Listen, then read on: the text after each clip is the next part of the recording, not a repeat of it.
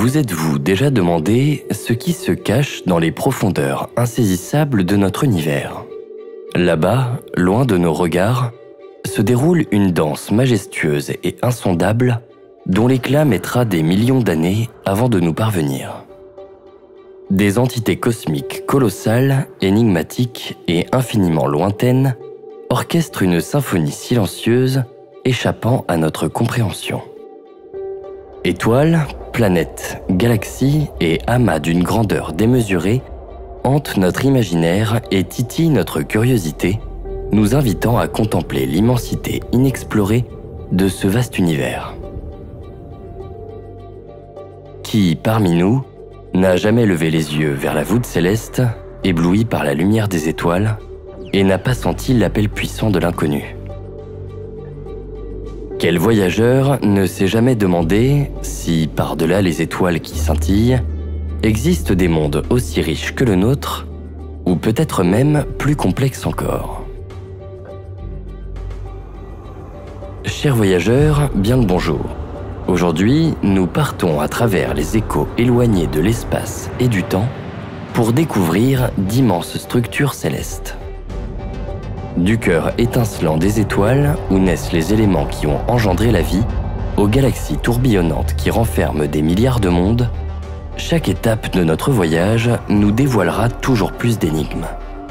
Les échelles d'espace et de temps auxquelles nous allons nous confronter vont mettre à rude épreuve les limites de notre compréhension du monde. En tant que voyageurs cosmiques, nous ne sommes que de simples particules au regard de cette immensité. Pour nous, la grandeur d'une année-lumière est semblable à celle d'1 kilomètre pour un virus. Mais il en faut plus pour décourager la soif de connaissance qui nous anime. Alors prépare-toi, mais avant de partir pour une nouvelle aventure, pense à liker la vidéo et à t'abonner à la chaîne pour ne rien manquer. Merci et bon voyage.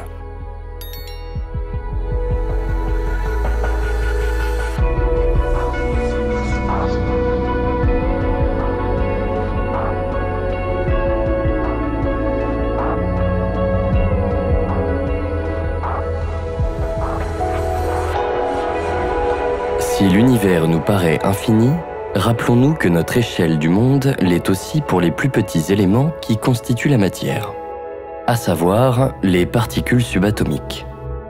En effet, la taille humaine est de l'ordre du mètre. C'est notre référentiel d'observation. Avec une vue aiguisée, il est possible de voir à plusieurs kilomètres de distance, mais aussi de remarquer des détails de l'ordre du dixième de millimètre. Mais avec des appareils de mesure, on peut aller beaucoup plus loin. Assez loin pour en déduire l'existence des composants primordiaux de la matière, les fameux quarks. Si vous pensiez que l'atome est le plus petit élément de l'univers, détrompez-vous. Grâce à de nombreuses recherches, notamment celles menées dans le collisionneur de particules du CERN, on sait aujourd'hui que chaque atome est composé d'un noyau et d'un ou plusieurs électrons. La plupart des noyaux atomiques sont formés par des neutrons et des protons que l'on regroupe sous le terme de nucléons. En raison de la charge électrique négative des électrons et de la charge électrique positive des protons, ces deux éléments restent soudés par l'action de la force électromagnétique. C'est l'une des 4 grandes forces qui régit les lois de la physique telles que nous la connaissons. À l'échelle atomique, les forces les plus présentes sont donc la force électromagnétique, mais aussi l'interaction forte qui assure la cohésion des noyaux atomiques et l'interaction faible. Le rôle de cette dernière est assez difficile à décrire tout en restant compréhensible pour le plus grand nombre. Mais sachez qu'elle est autant responsable de la désintégration radioactive des particules subatomiques que de la fusion nucléaire au cœur des étoiles. La dernière interaction fondamentale, sans doute la plus connue de toutes, n'est autre que la force gravitationnelle. Autrement dit, la gravité. Son intensité dépend avant tout de la masse des objets considérés. Elle est donc très présente à l'échelle cosmique, alors que son rôle au niveau de l'atome est négligeable. L'atome est donc composé de neutrons, de protons et d'électrons. Mais est-il possible d'aller encore plus loin? Sans surprise, la réponse est oui. En effet, au cœur des nucléons, on retrouve d'autres briques élémentaires constituant la matière. Ce sont les quarks. Et lorsqu'on essaye de s'intéresser à leur taille, les choses se compliquent. Mais pour mieux comprendre, il faut revenir à la structure de l'atome.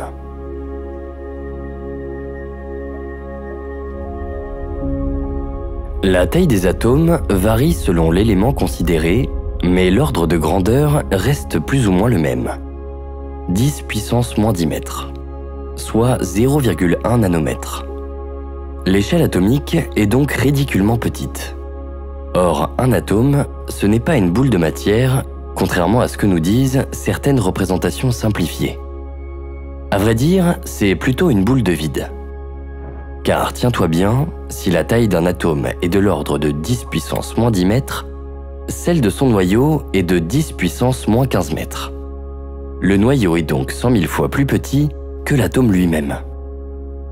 Pour vous aider à visualiser cette différence, imaginons qu'un atome fasse la taille d'un terrain de football. À votre avis, quelle serait la taille du noyau dans cette représentation? Celle d'un joueur? Celle d'un ballon de foot? Celle d'un carton rouge? Eh bien non. La taille du noyau serait plutôt celle d'une bille placée au centre du terrain. Mais alors, si le noyau est si petit, pourquoi donner de telles dimensions aux atomes?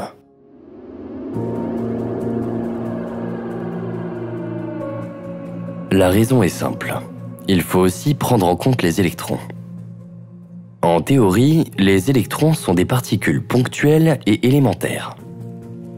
Ils n'ont donc pas de taille ni de dimension. La quasi-totalité de la masse des atomes est donc concentrée dans leur noyau. Voilà pourquoi on dit que la matière est essentiellement constituée de vide. Bien entendu, cela n'est pas visible à notre échelle. Ce sont les forces qui agissent entre les particules qui nous donnent l'illusion que tout ce qui nous entoure est plein. Oubliez donc l'idée de pouvoir passer à travers les murs. On sait également que les électrons évoluent sur des orbites quantifiées tout autour du noyau. Leur probabilité de présence varie selon chaque endroit. Si bien que sans effectuer de mesures expérimentales, il est impossible de connaître la position exacte des électrons autour d'un noyau atomique donné avec des calculs théoriques. Ce sont des particules probabilistes, soumises aux mystérieuses lois de la mécanique quantique. Toujours est-il que pour chaque atome, on sait quelle est la distance maximale des électrons par rapport au noyau. Et c'est bien cette distance maximale qui fixe la taille des atomes à environ 10 puissance moins 10 mètres.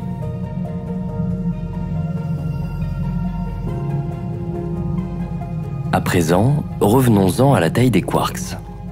Tout comme les électrons confèrent un certain diamètre aux atomes, les quarks, eux, donnent un diamètre aux protons et aux neutrons. Et tout comme les atomes, ce sont des particules considérées comme ponctuelles. En ce sens, les quarks ne peuvent donc pas avoir de taille. Toutefois, s'ils devaient en avoir une, elle serait probablement inférieure à 10 puissance moins 18 mètres. Soit 1000 fois plus petit qu'un nucléon, lui-même 100 000 fois plus petit qu'un atome. À nouveau, cet ordre de grandeur est si infime qu'il nous est impossible de le conceptualiser. Mais en faisant une comparaison à notre échelle, les choses deviennent beaucoup plus parlantes. Commençons donc par trouver un substitut à notre quark. Pour simplifier les choses, prenons un objet d'1 mètre. Et pourquoi pas une baguette de pain? À présent, il nous faut trouver un objet 1000 fois plus grand pour représenter notre nucléon, soit quelque chose d'1 kilomètre. Le Burj Khalifa, à savoir le plus haut gratte-ciel du monde, et ses quelques 828 mètres de hauteur, feront parfaitement l'affaire.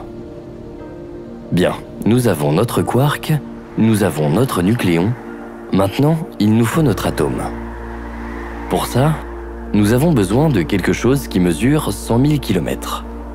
Sachant que la Terre fait environ 12 700 km de diamètre, il va falloir chercher plus loin dans le cosmos. Saturne, qui possède un diamètre d'environ 116 000 km, est la candidate idéale. Ainsi, alors que l'atome nous paraît infiniment petit, c'est en fait un géant en comparaison des autres composants de la matière. Rendez-vous compte, à côté de l'atome, les particules élémentaires comme les quarks ou les électrons, en admettant qu'ils aient une taille, ne seraient guère plus grandes qu'une baguette de pain devant Saturne. Cette simplification est un peu excessive, mais elle reflète bien l'immensité toute relative du monde qui nous entoure. Qui sait, notre univers lui-même n'est peut-être qu'une goutte d'eau dans quelque chose de bien plus vaste. Une fois cette question posée, les réponses n'ont pour limite que notre imagination. Certains penseront peut-être au multivers, et d'autres à l'immensité dérangeante de l'infini. Au vu de nos connaissances actuelles, rien ne nous permet de trancher en faveur d'une hypothèse plus que d'une autre.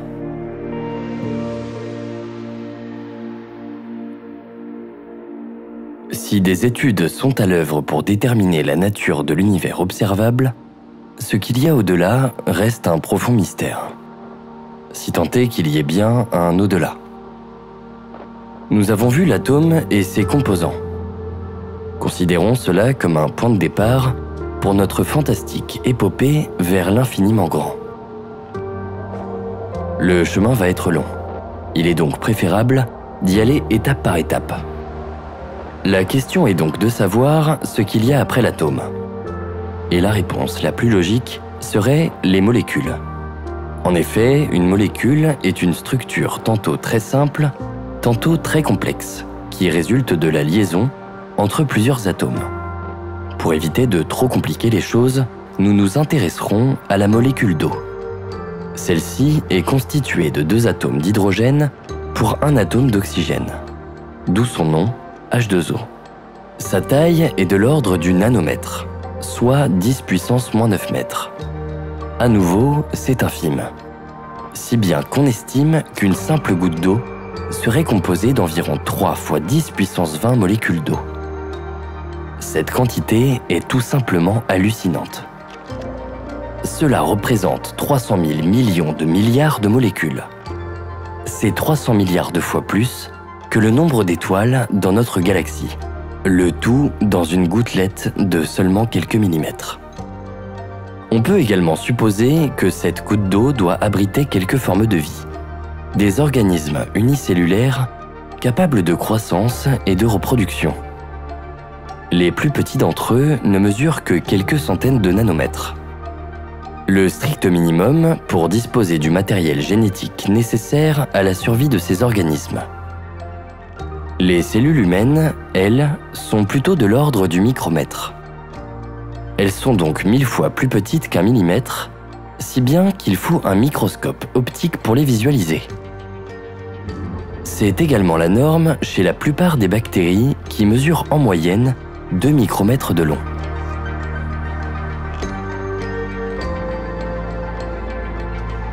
En 2022, des chercheurs de l'Université des Antilles ont publié leur découverte d'une bactérie géante dans un échantillon de mangrove. Baptisée Thiomargarita magnifica, les cellules individuelles de cette bactérie titanesque en forme de filament qui s'étire jusqu'à 2 cm de long. Du jamais vu, ce qui repousse les limites de taille chez les micro-organismes. De fait, cette bactérie serait visible à l'œil nu pour peu que l'on soit suffisamment attentif. Pour Olivier Gros, l'un des chercheurs à l'origine de cette découverte, c'est un peu comme si l'on observait un primate de la taille de l'Everest. Ainsi, même à l'échelle d'une simple goutte d'eau, le monde est bien plus vaste que l'on ne peut l'imaginer. Mais notre voyage est encore loin d'être terminé, et il est temps pour nous de poursuivre notre ascension vers les échelles cosmiques.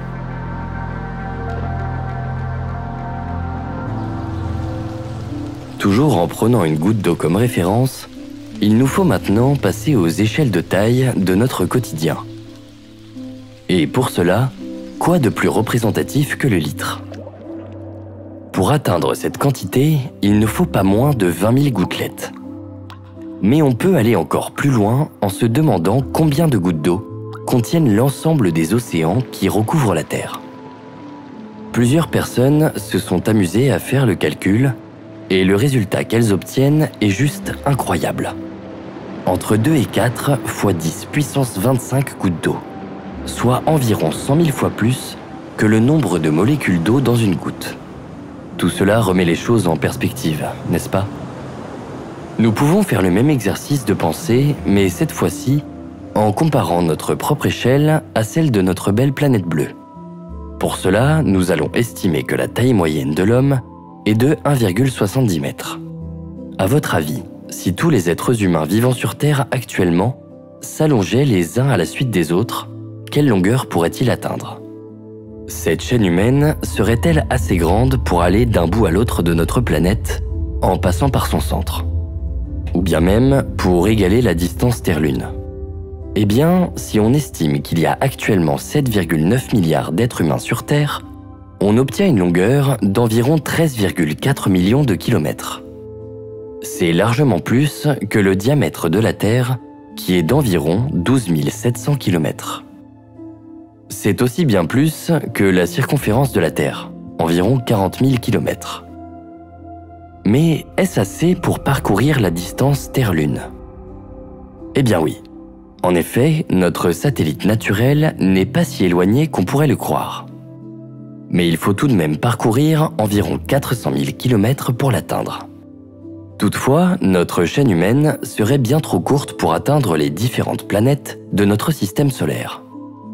À commencer par notre plus proche voisine, Vénus. Selon les époques, la distance entre la Terre et sa sœur varie entre 43 et 256 millions de kilomètres. En effet, les deux planètes n'ont pas la même période de révolution autour du Soleil. Au cours des décennies, elles s'éloignent et se rapprochent l'une de l'autre dans un cycle sans fin. Nous voilà maintenant entrés dans le cosmos. Même en restant dans le système solaire, qui n'est qu'une infime fraction de notre galaxie, qui elle-même est une poussière dans l'univers, les ordres de grandeur dépassent déjà notre entendement. Mais qu'importe, cela ne nous empêchera pas de nous émerveiller face aux objets les plus immenses qui parsèment le vide sidéral.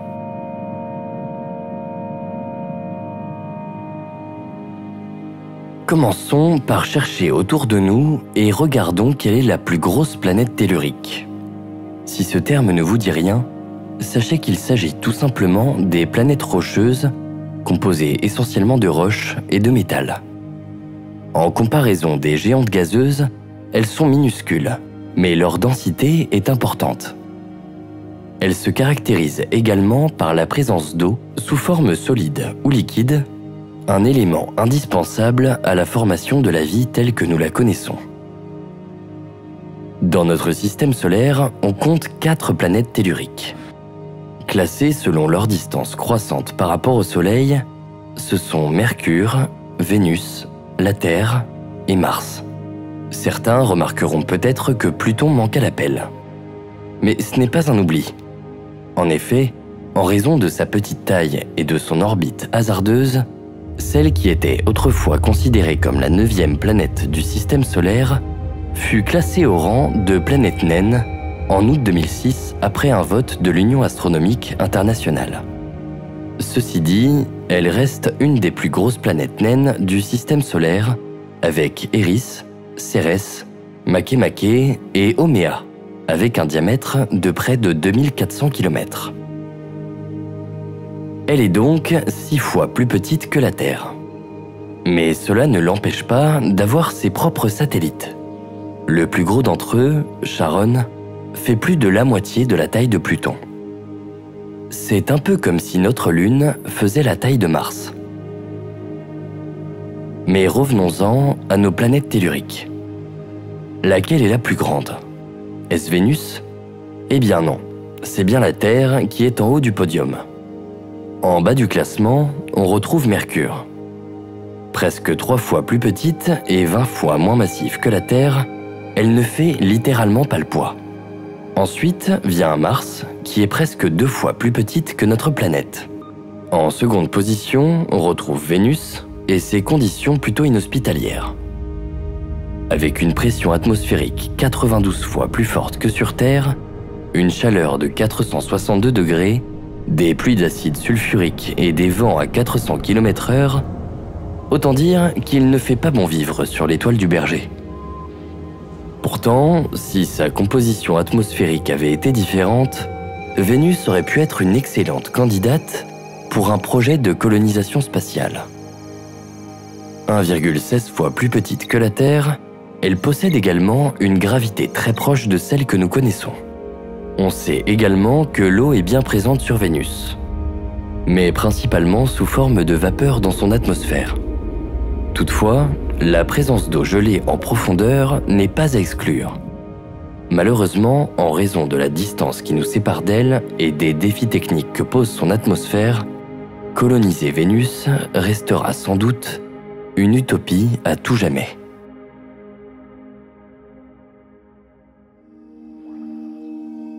Nous savons maintenant que la Terre est la plus grosse planète tellurique du système solaire.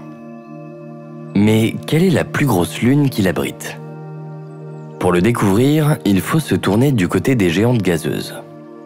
Peut-être pensez-vous à Titan, un satellite colossal presque aussi gros que Mars qui orbite autour de Saturne. Mais c'est bien du côté de Jupiter que se trouve la plus grosse lune jamais découverte. Son nom, Ganymède. Elle écrase allègrement les quelques 91 autres lunes de la géante gazeuse.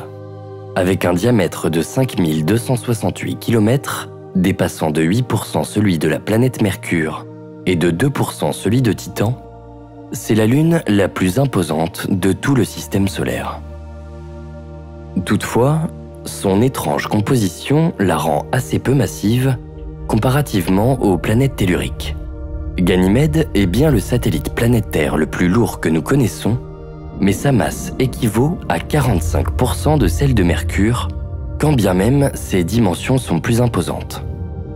Cela s'explique en partie par la présence d'un immense océan sous sa surface gelée qui pourrait contenir plus d'eau qu'il n'y en a sur Terre.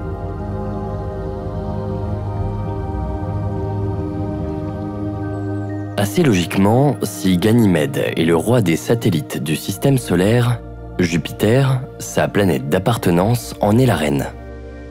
11 fois plus grande que notre planète bleue et 318 fois plus massive, c'est un véritable monstre cosmique. En termes de volume, elle pourrait facilement contenir toutes les planètes rocheuses et toutes les lunes du système solaire. En effet, elle engloutirait allègrement non moins de 1300 terres. Et avec un diamètre de plus de 140 000 km, elle éclipse facilement toutes les autres planètes alentour, y compris Saturne si l'on ne prend pas en compte ses anneaux. Son atmosphère, agitée par des rafales, des tempêtes et des ouragans géants, est principalement composée d'hydrogène et d'hélium, à l'instar des étoiles. Mais en son sein, la grande Jupiter abriterait un cœur solide.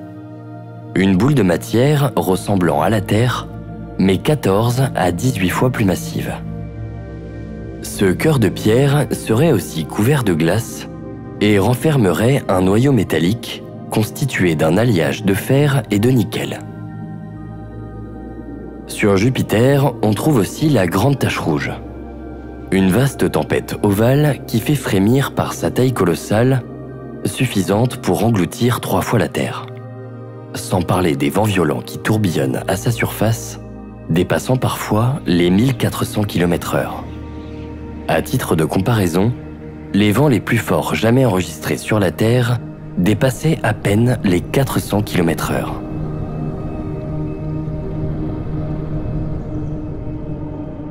Malgré cette description à glacer le sang, Jupiter est loin d'être une menace pour nous.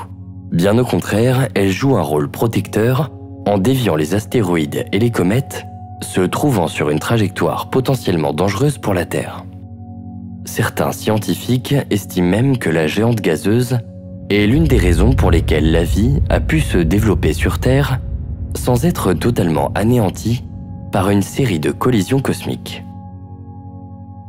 Car dans le système solaire, de nombreux objets nous menacent. Des masses de roches et de glace dérivant à des vitesses faramineuses et qui attendent la bonne occasion pour nous percuter. La plupart des astéroïdes que nous connaissons se situent soit dans la ceinture d'astéroïdes, derrière l'orbite de Mars, soit dans la ceinture de Kuiper, derrière Neptune. Mais d'autres sont plus sournois et attendent dans l'ombre de croiser notre route un jour. Toutefois, même si la Terre échappe aux différentes menaces du cosmos, il y en a une qu'elle ne pourra jamais éviter. Et assez paradoxalement, c'est cette même menace qui est à l'origine de la vie, le Soleil.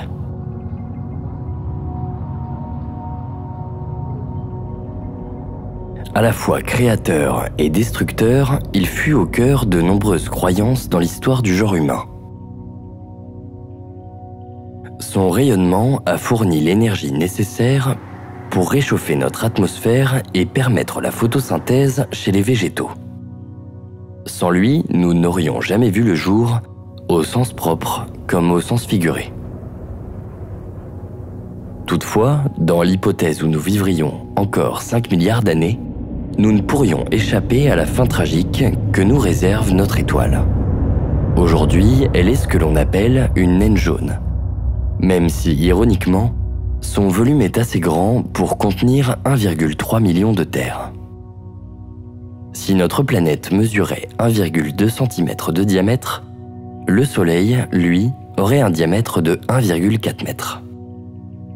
Même Jupiter, la plus grande planète du système solaire, est 10 fois plus petite en comparaison.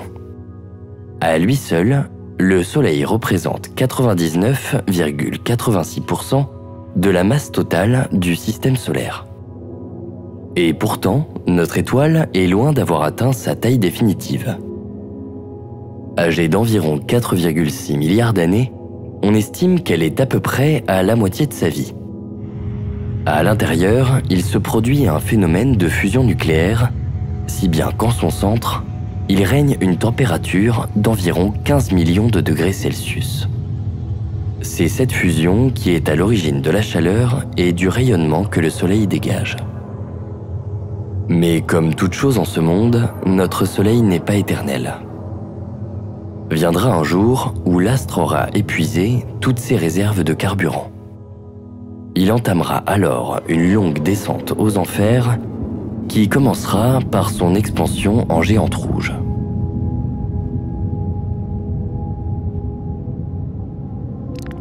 Au cœur de notre étoile, les atomes d'hydrogène fusionnent pour former des atomes d'hélium. Cette réaction très énergétique produit une incroyable pression qui tend à la dilater. En parallèle, la force de gravité agit en comprimant le Soleil. C'est cet équilibre qui garantit la stabilité de notre étoile. Mais petit à petit, la quantité d'hélium dans le noyau augmente à mesure que l'hydrogène est consommé. Si bien qu'un jour, la pression exercée par la fusion diminuera suffisamment pour provoquer une contraction du noyau, ce qui augmentera la température et la pression dans les couches extérieures de ce dernier. De ce fait, la zone de fusion de l'hydrogène commencera à s'étendre au-delà du noyau, vers les couches externes du Soleil. L'hydrogène, situé en dehors du noyau, sera donc assez chaud et dense pour subir la fusion nucléaire. Notre étoile commencera alors sa transformation en géante rouge. À mesure que la zone de fusion va s'élargir, le noyau continuera de se contracter, tandis que les couches externes du Soleil commenceront à se dilater. Notre étoile va donc se mettre à gonfler comme un ballon de baudruche. Elle commencera par engloutir Mercure, puis Vénus, mais le sort de la Terre est moins certain. En effet, notre planète se situe à la lisière de la zone où le Soleil devrait s'étendre en devenant une géante rouge. En parallèle de son expansion, son rayonnement augmentera considérablement. Sa surface sera plus chaude qu'auparavant, ce qui entraînera une augmentation de sa luminosité. Finalement, le Soleil perdra ses couches externes dans l'espace, sous forme de vents solaires et de jets de matière. Ces couches expulsées formeront une enveloppe de gaz et de poussière autour du noyau, laissant apparaître une nébuleuse planète Terre. ce sera la fin de la phase de géante rouge. Il ne restera plus alors qu'un noyau dense et chaud appelé naine blanche, seul vestige d'un astre autrefois resplendissant. Cette naine blanche sera composée principalement d'hélium et de carbone. Elle ne brûlera plus de carburant, mais elle continuera à briller pendant un temps, émettant de la chaleur résiduelle. Puis, elle aussi, finira par se refroidir progressivement. Elle cessera de rayonner et deviendra une relique sombre dans l'obscurité de l'espace. En un sens, cette fin est d'une douceur mélancolique. D'autant plus quand on connaît le destin des étoiles supermassives qui meurent dans une formidable explosion cosmique appelée supernova. Ainsi, tous les astres, tous les corps célestes, aussi immenses soient-ils, connaîtront un jour une fin. Alors, avant que ces derniers ne disparaissent à tout jamais dans le vide sidéral, profitons du fait qu'ils soient encore visibles pour partir à leur découverte. Après être partis de l'infiniment petit pour arriver jusqu'aux limites de notre système solaire, il est temps d'aller plus loin, beaucoup plus loin. Préparez-vous, car nous allons poursuivre notre périple au sein de l'immensité de notre univers tout entier. Ensemble, nous allons partir à la découverte des objets les plus gigantesques qui peuplent le cosmos.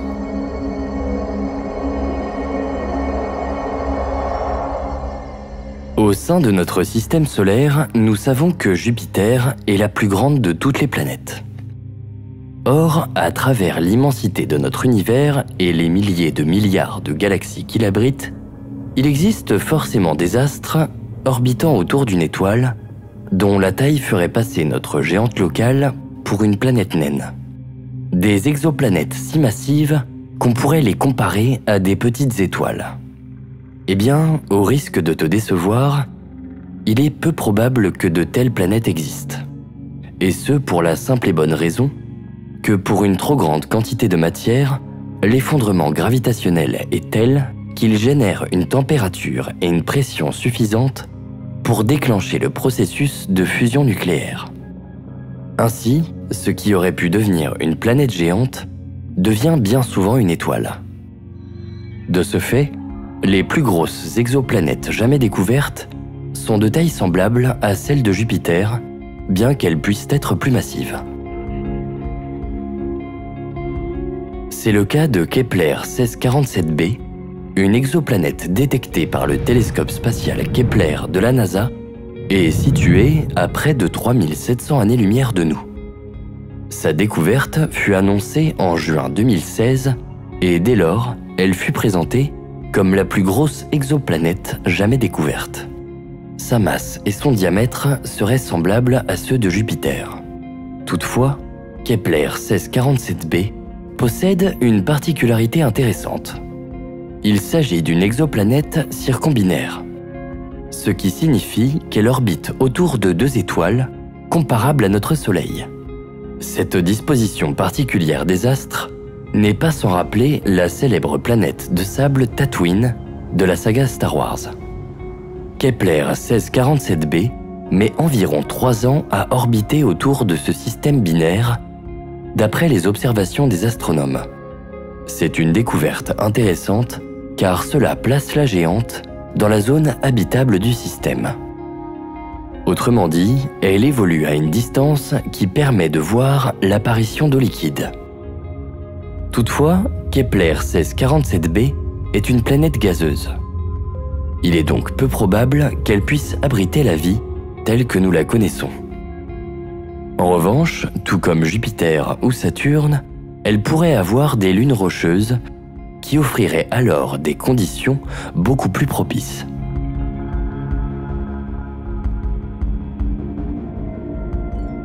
À présent, si tu pointes une paire de jumelles dans la constellation du Centaure, tu pourras apercevoir une jeune étoile comparable au Soleil.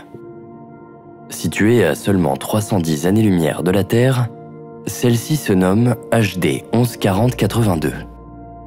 Or, ce qui nous intéresse, nous, ce n'est pas cette étoile, mais bien l'exoplanète qui gravite autour. Baptisé HD 114082b, en référence à son étoile, il s'agit là encore d'une géante gazeuse. Ce qu'il y a de surprenant avec cet astre, c'est que son rayon est semblable à celui de notre cher Jupiter. Et pourtant, sa masse lui serait 8 fois supérieure. Environ 2500 fois la masse de la Terre. C'est tout simplement gigantesque. Un autre fait surprenant à propos de cette super Jupiter, comme l'appellent les astronomes, est qu'elle orbite très près de son étoile, environ à la moitié de la distance qui nous sépare du Soleil. Ainsi, sa période de révolution est de seulement 110 jours. À titre de comparaison, Jupiter met 12 ans à faire le tour du Soleil. Et Neptune, la géante gazeuse la plus lointaine de notre système solaire, met 165 ans à faire une révolution complète. HD 114082b est aussi la plus jeune géante gazeuse connue dont le rayon et la masse ont été déterminés. Mais quelque chose cloche. Si l'on se fie aux modèles actuels qui déterminent la taille et la masse maximale que peuvent avoir les planètes, notre super Jupiter est environ 2 à 3 fois trop dense pour une géante gazeuse aussi jeune. Comment expliquer cette anomalie ? Il y a plusieurs hypothèses. Tout d'abord, il se pourrait qu'une erreur ait été commise dans les mesures. Mais pour ce genre de découverte, les données sont toujours vérifiées plusieurs fois. Il se pourrait aussi que les modèles sur lesquels se basent les astronomes soient incorrects. Enfin, il est possible que HD 114082b soit une anomalie, une sorte d'erreur de la nature à l'échelle cosmique, possédant un noyau solide inhabituellement grand, ce qui expliquerait son incroyable densité.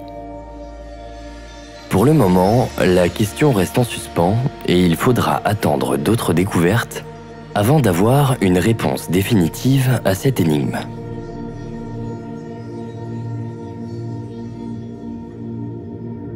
En parlant d'anomalies cosmiques, nous pouvons également citer le cas d'AB Aurigae B, aussi nommé AB Or B. Il s'agit d'une exoplanète géante gazeuse dont la masse est de 9 fois celle de Jupiter. Cela fait d'elle l'exoplanète la plus massive jamais découverte. Elle se situe à environ 508 années-lumière de la Terre. Ce qui la rend si spectaculaire, ce n'est pas uniquement sa masse hors norme, mais plutôt le fait qu'elle soit la première exoplanète directement observée encore intégrée dans un disque de gaz et de poussière à partir duquel se forment les planètes.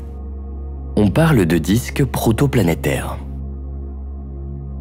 Pour expliquer la naissance de ces astres, les chercheurs avancent 2 hypothèses. La première est appelée accrétion du cœur. La matière constituante du disque va se condenser par accrétion jusqu'à former un noyau solide essentiellement constitué de matériaux rocheux et de métaux. Une fois que ce noyau a atteint sa masse critique, il va à son tour accréter des gaz, essentiellement de l'hydrogène et de l'hélium, jusqu'à former une planète géante gazeuse. La deuxième hypothèse est celle de l'instabilité du disque. Elle consiste en l'effondrement de portions du disque protoplanétaire sous l'effet de la gravitation. Cet effondrement va venir condenser la matière pour former une planète uniquement gazeuse, sans noyau rocheux. En raison de la grande distance qui sépare AB Or B de son étoile, presque 93 fois la distance Terre-Soleil, les astronomes penchent plutôt pour le modèle de l'instabilité du disque afin d'expliquer sa formation. En outre, la forme des bras spiraux du disque protoplanétaire qui entoure l'étoile va aussi dans le sens de cette hypothèse. Le fait d'avoir une image directe de la formation d'AB Or B autour de son étoile est donc une preuve que les géantes gazeuses peuvent se former par instabilité du disque. Du moins, c'est une observation qui remet en cause les modèles standards de formation des planètes. Car jusque-là, la grande majorité des exoplanètes observées avaient une orbite autour de leur étoile qui ne dépassait pas la distance entre le Soleil et Neptune. Or, AB Orb orbite 3 fois plus loin que Neptune du Soleil. Malheureusement, il est encore trop tôt pour affirmer quoi que ce soit au sujet de cette étrange planète géante. En effet, elle n'en est qu'au début de son processus de formation, un peu comme un fœtus en gestation. Elle approche même la taille maximale pour être classée comme une planète et non comme une naine brune. Autrement dit, une étoile avortée, trop petite pour déclencher un processus stable de la fusion de l'hydrogène. Ces astres sont à mi-chemin entre des étoiles et des planètes, condamnées à ne jamais briller. Quoi qu'il en soit, la découverte d'AB Orb n'est qu'une preuve supplémentaire nous montrant à quel point les mécanismes qui régissent notre univers sont complexes. De nouvelles observations astronomiques remettent continuellement en question nos théories actuelles, améliorant ainsi notre compréhension de l'univers.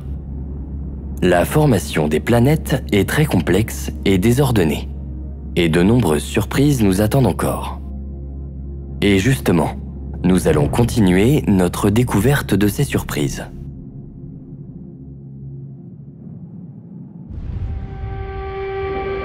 Cette fois-ci, nous allons nous intéresser aux planètes telluriques, c'est-à-dire les planètes rocheuses. Car tout comme il existe des super-Jupiters, il existe aussi des super-Terres qui font passer notre planète bleue pour une petite lune. L'une des plus célèbres d'entre elles n'est autre que HD 219134b. Lorsque sa découverte fut annoncée le 30 juillet 2015, c'était l'exoplanète tellurique la plus proche de la Terre jamais découverte. Seulement 21 années-lumière de distance. Mais aujourd'hui, ce titre revient à Proxima Centauri b, qui est à 4,2 années-lumière de nous. Cela dit, HD 219134b reste quand même assez proche et, à supposer que l'on puisse un jour voyager à la vitesse de la lumière, s'y rendre ne serait pas impossible.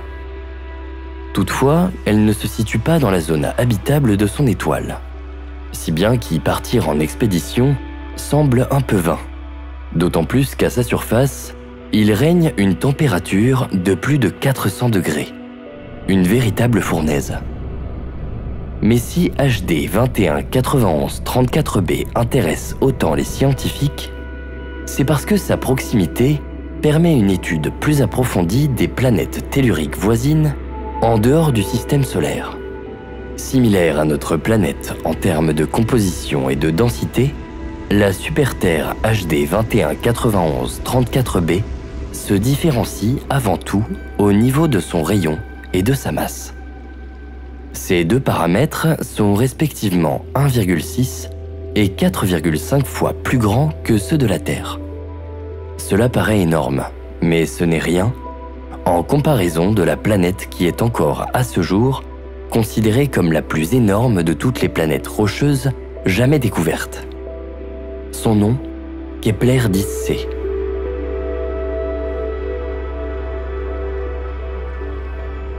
Cette exoplanète fut détectée par le télescope spatial Kepler de la NASA en 2011. Elle se situe à environ 526 années-lumière de la Terre dans la constellation du Dragon. Si jusque-là les planètes telluriques découvertes avaient une masse équivalente à 10 fois celle de la Terre pour les plus imposantes, la découverte de Kepler 10c a remis les choses en perspective. En effet, cette mégaterre est 17 fois plus massive que notre planète, avec un rayon 2 fois plus grand. Pourtant, elle possède une densité équivalente. Avant sa découverte, les théoriciens pensaient que de telles planètes ne pouvaient exister. Leur argument étant qu'au-delà d'une certaine masse, le corps solide doit capturer les gaz alentours, mais aussi ce qu'il produit pour se métamorphoser progressivement en géante gazeuse. Or, ce n'est pas le cas de Kepler 10c, qui reste une énigme pour la science.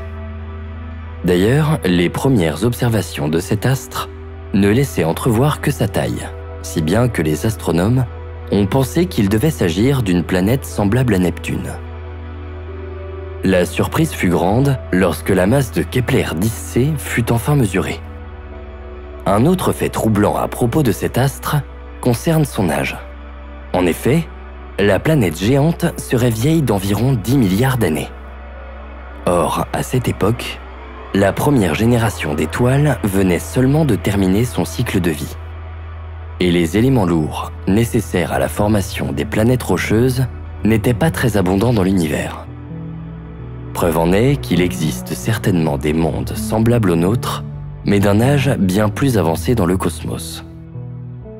Des mondes qui pourraient potentiellement abriter la vie depuis des milliards d'années, laissant le temps aux organismes d'évoluer jusqu'à, peut-être, avoir la possibilité de voyager sur d'autres planètes. Bien que cela relève de la pure supposition, cette idée nous conforte dans le fait que nous rencontrerons peut-être un jour d'autres formes de vie intelligentes.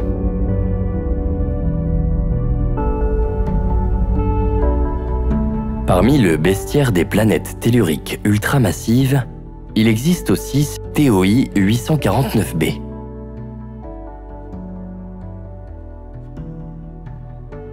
Sur le site officiel de la NASA, elle est présentée comme une géante gazeuse. Et pourtant, on ne retrouve presque aucune enveloppe gazeuse sur cette planète. Seulement un corps solide 3,5 fois plus grand que la Terre et 40 fois plus massif. Ainsi, TOI 849b est à peu près de la même taille que Neptune, mais elle la surpasse de 2,3 fois en termes de masse.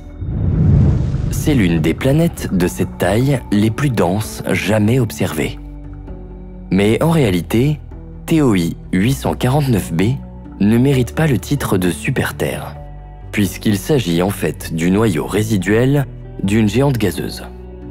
TOI 849b pourrait être le reflet de Saturne ou de Jupiter si jamais ces dernières venaient à perdre leur enveloppe de gaz. Cette hypothèse semble très probable, étant donné que TOI 849b orbite si près de son étoile qu'elle en fait le tour en moins d'une journée. Elle reçoit donc 2000 fois plus de rayonnement que nous en recevons du Soleil. Ces couches gazeuses ont donc très bien pu être balayées par son étoile. Si ce scénario est exact, cela fait de TOI 849b le plus gros noyau de géantes gazeuses connu. Toutefois, une question demeure. Si l'enveloppe gazeuse de TOI 849b a bien été soufflée par son étoile, comment se fait-il qu'il subsiste toujours une partie résiduelle ? Seules des observations plus poussées pourront un jour résoudre ce mystère planétaire. Peut-être même que les télescopes pointeront un jour leurs capteurs sur d'autres planètes plus monstrueuses encore, mettant encore plus à l'épreuve les modèles des astrophysiciens. Toujours est-il que si nous voulons voir en détail quels sont les plus grands objets de l'univers, nous ne pouvons pas nous limiter aux planètes. Nous devons aller plus loin, un cran au-dessus, au niveau des étoiles.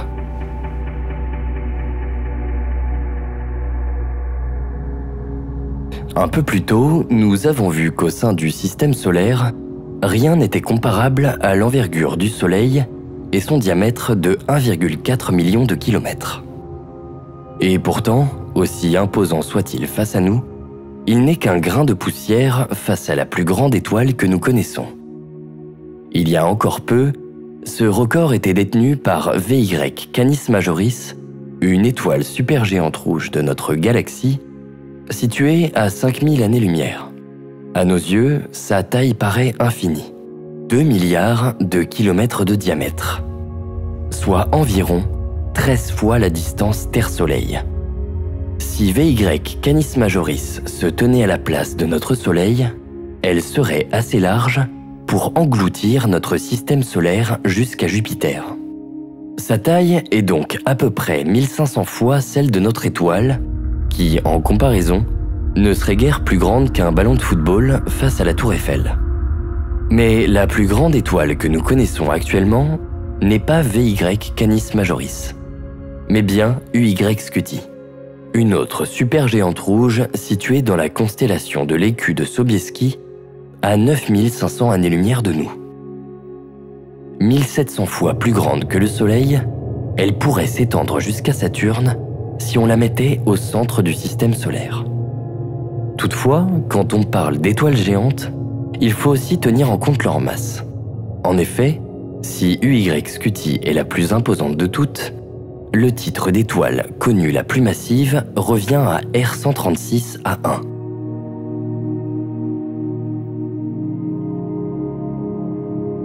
Elle pèse environ 250 masses solaires, alors que les limites des astrophysiciens pour les étoiles sont plutôt de 150 masses solaires. En outre, R136A1 est aussi l'une des étoiles les plus brillantes du cosmos. Elle rayonne autant que 10 millions de soleils réunis. Située au sein de la nébuleuse de la Tarentule, dans le Grand Nuage de Magellan, une galaxie naine voisine de la Voie lactée, sa position ne facilite pas son observation. En effet, l'étoile fait partie du superamas d'étoiles R136, dont 9 ont une masse supérieure à 100 fois celle du Soleil. Les chercheurs ont dû faire plusieurs mesures et observations pour bien identifier toutes les étoiles du groupe R136A, lui-même au sein de l'amas stellaire R136. D'ailleurs, il est intéressant de noter que R136A1 se trouve dans la nébuleuse de la Tarentule, qui, en plus d'être spectaculaire, est aussi la plus grosse que nous connaissons. Elle s'étend sur une vaste région de l'espace, couvrant environ 1000 années-lumière, ce qui représente environ 9,5 millions de milliards de kilomètres. Son étendue est telle qu'elle est visible même à l'œil nu depuis l'hémisphère sud. C'est même une cible d'observation très prisée par les astronomes amateurs. La nébuleuse de la Tarentule est aussi une véritable merveille cosmique qui offre un terrain fertile pour les astronomes qui étudient la formation des étoiles ainsi que leur mort. Car en 1987, il s'est produit une supernova très brillante au sein de cette nébuleuse, ce qui permit aux astronomes d'étudier de près ce phénomène cosmique si prodigieux.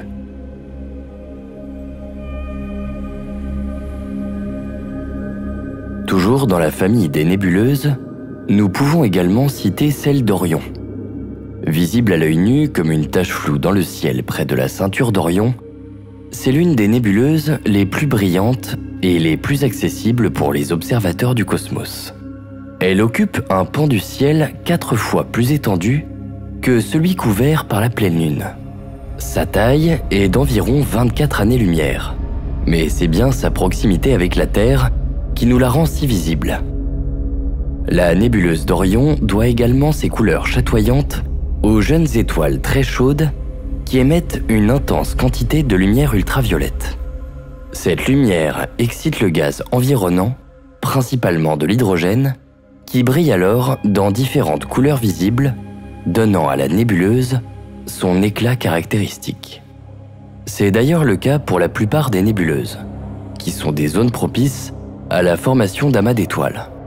En effet, ces dernières ne sont autres que de vastes nuages de gaz et de poussière dans l'espace. Elles contiennent tous les éléments nécessaires à la formation des étoiles.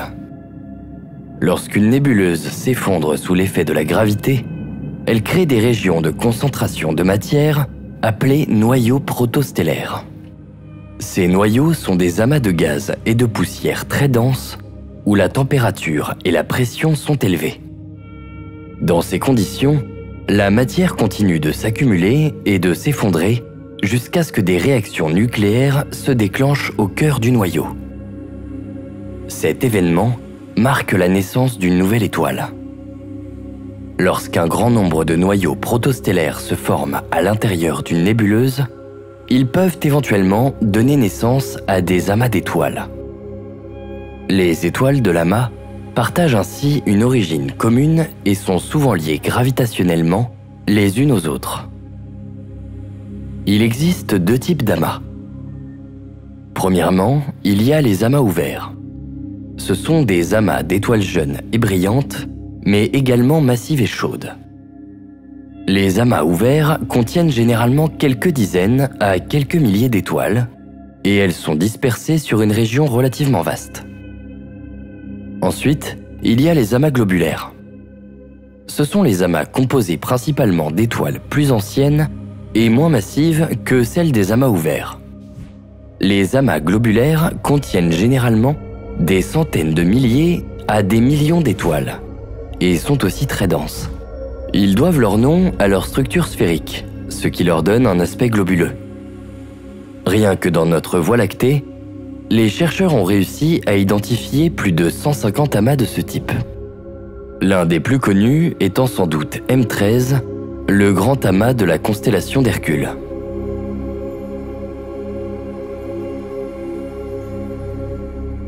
Situé à environ 22 000 années-lumière de la Terre, M13 fascine les astronomes depuis des siècles.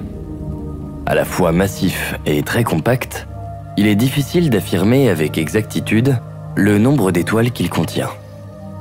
Les estimations vont de quelques centaines de milliers à plusieurs millions d'étoiles, étroitement regroupées sur une sphère d'environ 145 années-lumière de diamètre. Ainsi, dans le ciel nocturne, son diamètre apparent est environ la moitié de celui de la pleine lune. L'amas M13 est aussi l'un des plus anciens objets de notre Voie lactée. Il est âgé d'environ 12 à 13 milliards d'années. Il s'est donc formé très tôt dans l'histoire de l'univers, puisque ce dernier est né il y a environ 14 milliards d'années. Les étoiles qui composent le grand amas d'Hercule sont principalement des étoiles de faible masse et de faible métallicité. Autrement dit, elles contiennent des quantités relativement faibles d'éléments plus lourds que l'hélium. Il existe également une anecdote intéressante au sujet de cet amas globulaire. En 1974, M13 fut choisi pour envoyer un message interstellaire dans l'espoir qu'un jour, une civilisation extraterrestre puisse le recevoir. Malheureusement, les chances d'obtenir un jour une réponse à ce message sont minces. Alors, si la Voie lactée n'abrite pas de petits hommes verts, il faut peut-être chercher ailleurs. Et pourquoi pas au sein d'Andromède.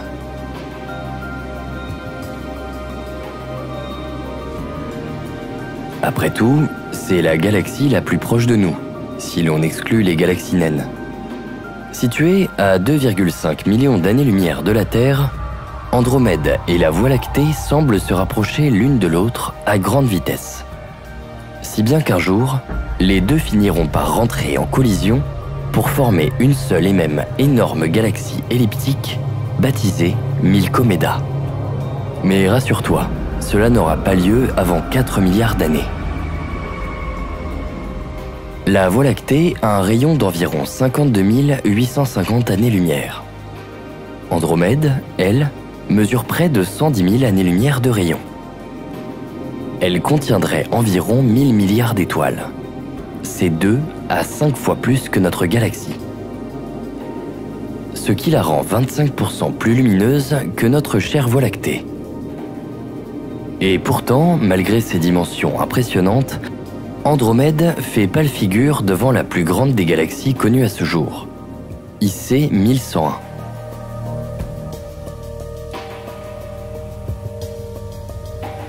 IC 1101 est une galaxie elliptique monstrueuse située dans les confins du cosmos à 1 milliard d'années-lumière de distance. Son diamètre, tenez-vous bien, est de 6 millions d'années-lumière. Elle abrite aussi plus de 100 000 milliards d'étoiles, ce qui lui confère une masse 2000 fois supérieure à celle de la Voie lactée. C'est tout simplement inimaginable. Mais en février 2022, une autre prétendante est venue lui disputer la couronne. Cette galaxie, c'est Alcyone, un monstre cosmique mesurant 16,3 millions d'années-lumière de long. En réalité, Alcyone n'est pas tout à fait une galaxie, mais plutôt une radiogalaxie, ce qui signifie qu'elle émet des radiations à des longueurs d'onde bien précises. Les radiogalaxies sont caractérisées par leur émission intense de rayonnement radio qui provient de leur noyau actif et supermassif. Elles sont généralement divisées en deux catégories principales: les radiogalaxies à double lobe et les radiogalaxies à double jet. Les premières ont une structure en forme de Y ou de X, avec deux lobes symétriques situés de part et d'autre du noyau central. Chaque lobe est constitué de matière éjectée à des vitesses proches de celles de la lumière. Ils sont le résultat de la présence d'un trou noir supermassif actif au milieu de la galaxie. Pour ce qui est des radiogalaxies à double jet, elles présentent des jets étroits de matière propulsés à des vitesses proches de celles de la lumière à partir du noyau central. Mais contrairement aux précédentes, les radiogalaxies à double jet n'ont pas de lobe étendu. Quoi qu'il en soit, on pense que le comportement des radiogalaxies est dû à la présence de trous noirs supermassifs en leur centre. Ces derniers absorbent activement la matière environnante, ce qui libère une énorme quantité d'énergie. Le tout se manifeste alors sous forme de rayonnement dans différentes longueurs d'onde, y compris les ondes radio. Ces émissions radio proviennent principalement de la matière chauffée et accélérée par les jets de particules relativistes à proximité du trou noir central. Voilà pourquoi les radiogalaxies constituent un objet d'étude important en astrophysique. Elles fournissent des informations essentielles sur les processus d'accrétion de matière autour des trous noirs supermassifs. Elles nous permettent également de mieux comprendre l'impact de ces gouffres cosmiques sur l'évolution des galaxies et de l'univers à grande échelle. En parlant de trous noirs, il faut savoir que celui au centre d'Alcyone n'est pas aussi gigantesque qu'on pourrait le croire. En effet, la masse stellaire d'Alcyone ainsi que la masse de son trou noir supermassif sont inférieures à celles d'autres radiogalaxies géantes découvertes auparavant. Cela dit, il est tout de même 100 fois plus massif que le trou noir au centre de la Voie lactée. La plus grande galaxie connue n'a donc pas le plus grand trou noir qu'il nous ait été donné d'observer. Mais où se cache-t-il alors ?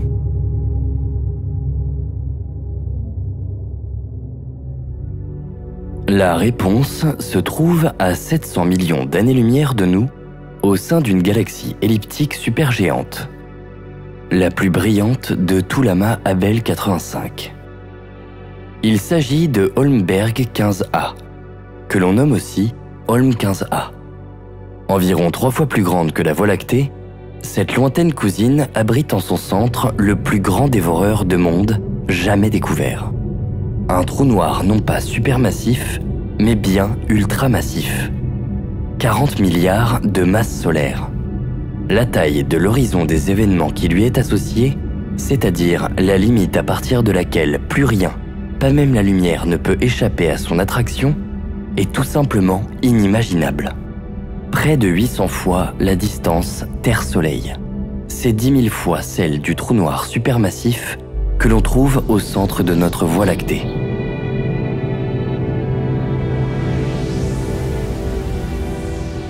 Jusque-là, nous avons vu qu'il existait des planètes, des étoiles, des galaxies et même des trous noirs géants.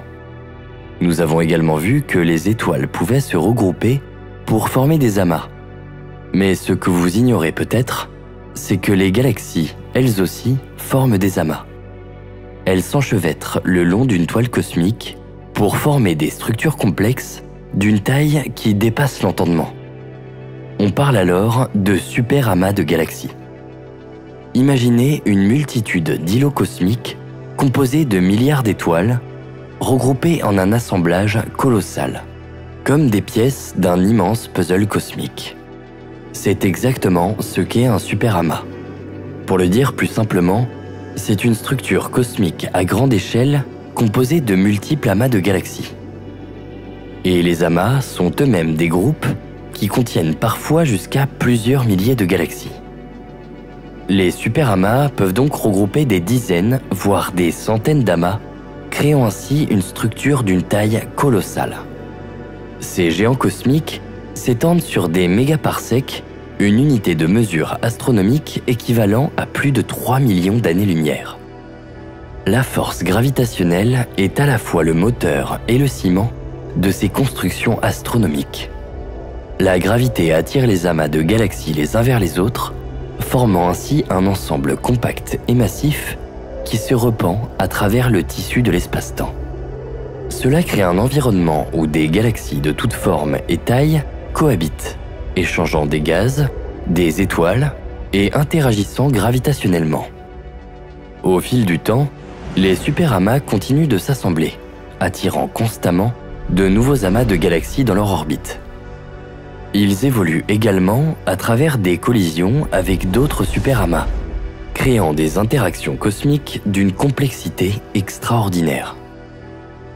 La découverte et l'étude de ces derniers ont une importance cruciale en cosmologie. Ils nous aident à comprendre la distribution de la matière dans l'univers, ainsi que les forces dynamiques qui façonnent l'évolution des galaxies au fil du temps. Maintenant, plongeons au cœur de ces immenses structures.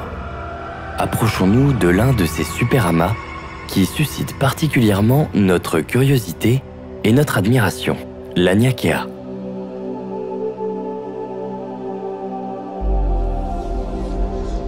Le nom l'Aniakea provient du hawaïen, évoquant une immensité céleste. C'est un nom parfaitement adapté, car cette structure est totalement démesurée. L'Aniakea s'étend sur une région d'environ 500 millions d'années-lumière de diamètre. Cela équivaut à près de 5000 fois la taille de notre propre galaxie, la Voie lactée. Lorsque nous parlons de l'Aniakea, nous évoquons un superamas de galaxies, une collection gargantuesque de groupes individuels d'amas de galaxies qui s'étendent sur des régions vastes de l'espace. Et au cœur de cette immensité se trouve notre propre galaxie, la Voie lactée, flottant comme un grain de sable au bord d'une plage infinie. Chaque point de lumière que tu vois représente des milliards d'étoiles, de planètes, de gaz et de poussière. D'ici, l'Aniakea ressemble à une brillante constellation, dont les contours sont définis par les mouvements et les attractions des galaxies qui la composent. L'intérieur de l'Aniakea est un ensemble complexe de filaments galactiques, d'amas denses et de vastes vides. Ces filaments sont en fait des routes cosmiques, où les galaxies migrent et interagissent sous l'influence des forces gravitationnelles. Il s'agit d'une danse cosmique complexe où chaque participant est lié par les chaînes invisibles de la gravité. La Voie lactée, avec sa spirale distinctive, ainsi que notre voisine, la galaxie d'Andromède, font partie du groupe local, un amas de galaxies appartenant au superamas de la Vierge, lui-même appartenant à l'Aniakea. L'Aniakea ne se tient pas seule dans l'immensité de l'espace. Elle est en interaction constante avec d'autres superamas voisins, comme le superamas de Persée-Pégase. Ces interactions, à une échelle cosmique, façonnent le paysage évolutif de l'univers. Mais pourquoi ces structures sont-elles si importantes pour les scientifiques? En étudiant les superamas, nous pouvons mieux comprendre comment la matière s'est agglomérée après le Big Bang, comment les galaxies se sont formées et ont évolué. En fin de compte, l'Aniakea n'est pas seulement un superamas de galaxies. Elle est un témoin de l'évolution cosmique, un jalon de notre compréhension de l'univers et, peut-être le plus important, notre maison dans le grand cosmos. Et ce qui est encore plus fascinant, c'est que l'Aniakea lui-même n'est qu'un parmi d'autres superamas. Il ne représenterait que 4% de l'univers observable. Cette immensité céleste est en réalité connectée à d'autres superamas, formant des structures encore plus vastes dans une danse céleste éternelle orchestrée par la gravité.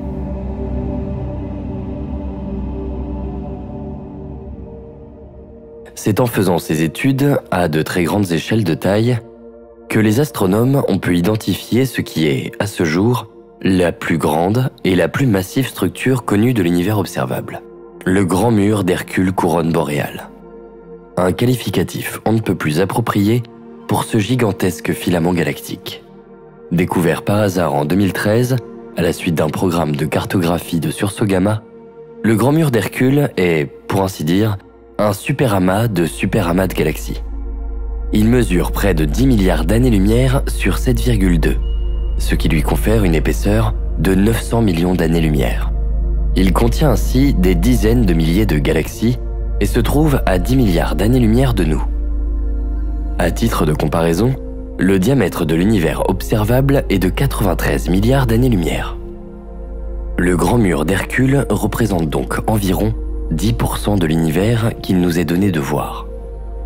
Au sein du mur, les amas et superamas de galaxies sont interconnectés les uns aux autres par des filaments de gaz chaud. Depuis sa découverte, les chercheurs estiment que d'autres structures similaires, potentiellement plus grandes encore, se cachent dans l'obscurité du vide sidéral, attendant d'être découvertes. Ensemble, elles formeraient la grande toile de l'univers. Si de notre point de vue, les galaxies et la matière disséminée dans le cosmos semblent s'éparpiller aléatoirement, dans une sorte de chaos infini, les filaments galactiques remettent cette vision en perspective. Au final, les choses semblent bien plus ordonnées qu'elles n'en ont l'air à première vue. Un peu comme les atomes qui se regroupent pour former des molécules à l'échelle microscopique.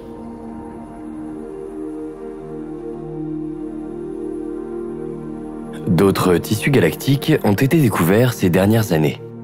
C'est le cas du Grand Mur de Sloan qui fut considéré pendant une décennie comme la plus grande structure de l'univers avant que le Grand Mur d'Hercule couronne boréale ne lui prenne son titre. Avec une longueur de 1,3 milliard d'années-lumière, c'était un challenger de taille, sans mauvais jeu de mots. Il fut repéré en 2003 grâce aux données du relevé spectroscopique de Sloan Digital Sky Survey. Plus récemment encore, c'est le Grand Mur de Bose qui fut mis sur le devant de la scène. Plus modeste que les deux précédents, il s'agit tout de même d'un impressionnant réseau comprenant 4 superamas de galaxies. On estime qu'au moins 830 galaxies sont retenues dans ces filets, lui conférant une masse équivalente à 10 000 fois celle de notre Voie lactée. Ainsi, plus les découvertes avancent, plus les tissus ou filaments galactiques que l'on désigne par le terme de mur perdent leur statut d'anomalie. A l'inverse, ce sont des formations aussi répandues que peuvent l'être les systèmes stellaires ou planétaires au sein des galaxies. À vrai dire, il existe même d'autres formations cosmiques encore plus étranges que les amas ou bien les murs. Ce sont les superbulles stellaires.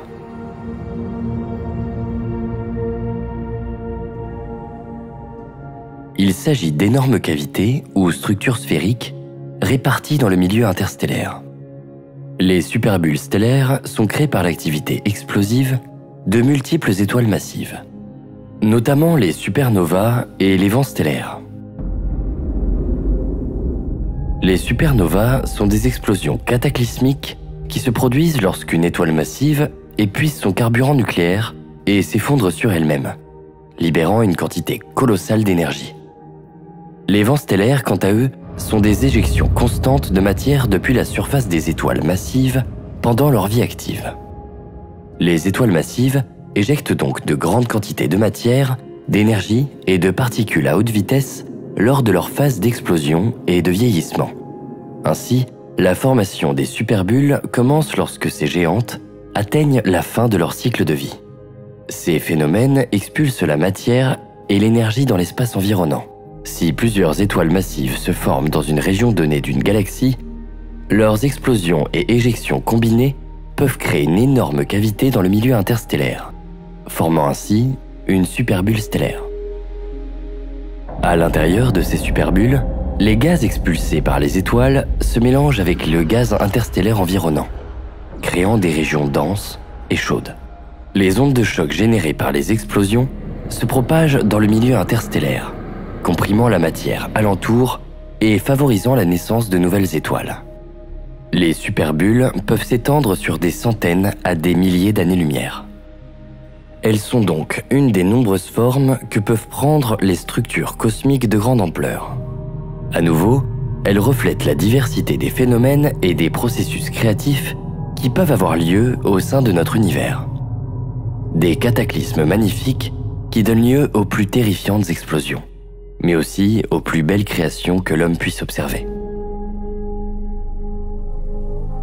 Loin, très loin, perdu sur notre planète bleue, nous continuerons de scruter le ciel à la recherche de ces événements qui nous dépassent pour tenter d'en percer les secrets. Aussi ridicules que nous sommes face à l'immensité cosmique, notre soif de découverte peut être aussi notre ego naturel qui nous pousse à croire qu'un jour, l'infini nous livrera ses secrets.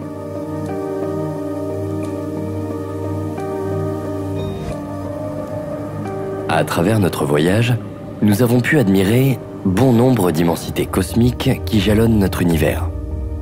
Mais aussi grandes et imposantes ces entités soient-elles, toutes restent mesurables. Se pose alors une question cruciale. L'univers, lui, a-t-il une fin? Est-ce une sorte d'immense bulle remplie de galaxies, d'étoiles, de trous noirs et d'autres objets stellaires? Et si oui, qu'est-ce qui entoure cette bulle? Le néant ou bien quelque chose d'encore plus vaste? Dès que l'on s'intéresse un tant soit peu au cosmos, toutes ces questions vertigineuses nous viennent inévitablement à l'esprit, jusqu'à nous plonger dans une forme de malaise, car ces interrogations nous confrontent aux limites de notre propre compréhension. En effet, si l'on comprend le principe de l'infini, il nous est impossible de le visualiser clairement dans nos esprits, un peu comme s'il nous manquait certaines clés de compréhension. Un vide qui fait que nous n'arrivons pas à mettre précisément le doigt sur certains concepts pour en saisir toutes les nuances. Et c'est à ce moment que vient l'ultime question. Les secrets de l'univers sont-ils faits pour être compris par l'homme, ou est-ce qu'ils nous sont, par nature, à jamais inaccessibles? En poussant l'exercice de réflexion encore plus loin, on en arriverait presque à se demander si le fait de comprendre tous les rouages du monde qui nous entoure donnerait plus de sens à notre existence. Car finalement, n'est-ce pas ce manque perpétuel de compréhension et les mystères qui se dressent devant nous qui nous poussent à vivre pour les découvrir? La réponse, c'est à vous qu'il appartient de la trouver. Peut-être vous mènera-t-elle vers d'autres interrogations, qui continueront d'alimenter la flamme de votre curiosité. Ce désir ardent de rechercher la vérité, de comprendre le fonctionnement des choses. Finalement, c'est peut-être cela la plus grande force de l'espèce humaine.